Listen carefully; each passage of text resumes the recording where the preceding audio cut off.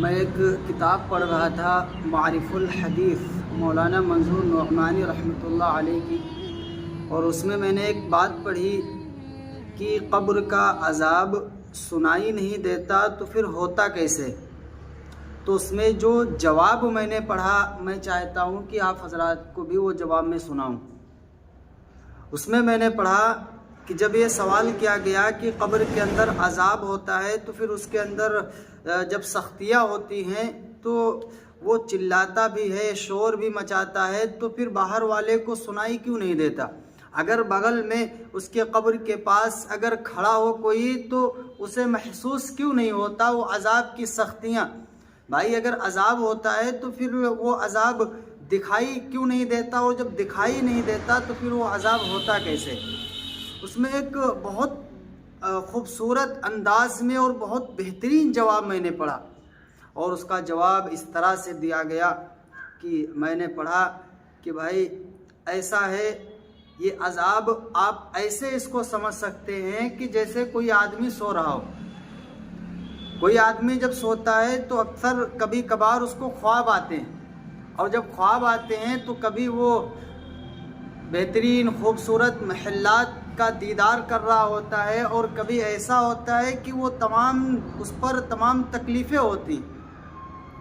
हो सकता है कि आपको भी ऐसा कभी महसूस हुआ हो कि कभी कभार ऐसा लगता है सोते हुए कि किसी ने बिल्कुल दबोच लिया है, हर तरफ से कोई दबोचे हुए है, तो बहुत परेशानी होती। एक सोने वाले को वो हाथ उठाना चाहता है लेकिन उठा नहीं सकता, वो पैर हिलाना चाहता है, हिला नहीं सकता, वो चाहता है कि हम कुछ पढ़ें तो पढ़ भी नहीं सकता। तो उस पर बड़ी सख्तियां होती हैं, और सामने